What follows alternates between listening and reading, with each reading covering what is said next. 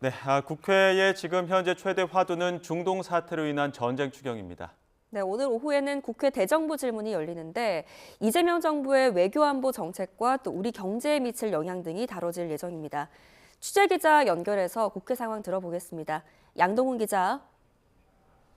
네, 국회입니다. 네, 먼저 정부가 제출한 26조 2천억 원 규모 전쟁 추경안, 지금 여야 공방이 이어지고 있죠?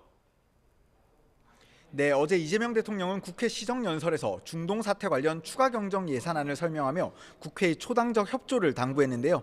더불어민주당은 추경은 위기의 파도로부터 국민의 삶을 지켜줄 방파제라며 신속한 처리에 최선을 다하겠다고 밝혔습니다.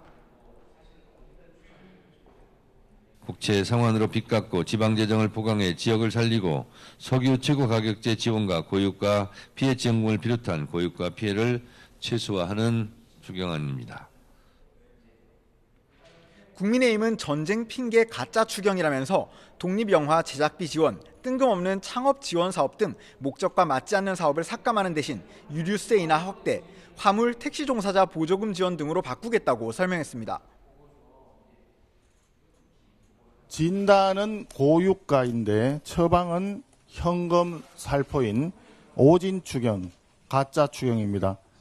고유가와 무관한 끼워넣기 예산은 심사 과정에서 과감하게 삭감하겠습니다. 여야는 오는 10일 본회의에서 추경안을 합의 처리하기로 했는데 예산 내용을 두고 시각이 엇갈리는 만큼 세부 내용에 대해 진통이 예상됩니다. 오늘 오후 2시부터는 정치, 외교, 통일, 안보 분야 대정부 질문도 진행됩니다. 도널드 트럼프 미국 대통령이 이란에 대한 추가 공격을 천명한 만큼 장기화하는 중동 사태 관련 전망과 대응이 화두에 오를 것으로 보이는데요. 국민의힘은 이번 추경안에 대한 검증은 물론 이재명 정부의 외교, 안보 정책 전반을 따져 묻겠다고 벼르고 있습니다. 네, 이제 지방선거가 2달 앞으로 다가왔는데 저희가 방금 전에 속보로 전해드린 것처럼 민주당에서 지금 김부겸 후보를 만장일치로 대구시장 후보로 선정했다라는 소식이 들어와 있죠. 네, 오전에 대구시장 후보로 출사표를 낸 김부겸 전 총리에 대한 면접 심사가 진행됐었는데요. 공천관리위원회에서 조금 전 김 전 총리를 만장일치로 대구시장 후보로 확정했다고 발표했습니다. 더불어민주당은 오늘도 현장 행보 계속 이어가고 있는데요.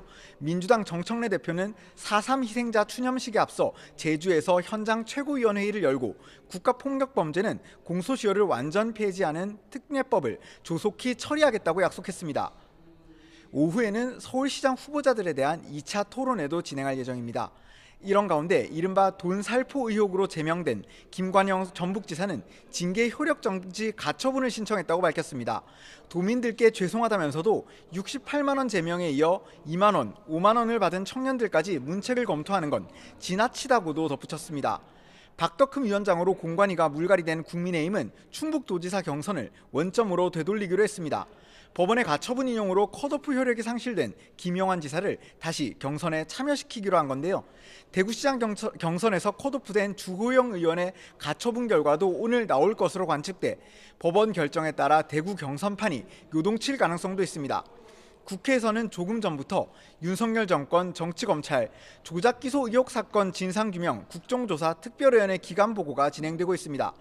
국민의힘은 국정조사 자체가 불법이라고 목소리를 높였고 민주당이 이에 반박하면서 고성이 오가기도 했습니다. 특히 최근에 녹취록이 공개되며 논란이 된 박상용 검사가 직접 출석할 예정인 만큼 여야 의원들과 증인 간 격렬한 공방이 벌어질 전망입니다. 지금까지 국회에서 YTN 양동훈입니다.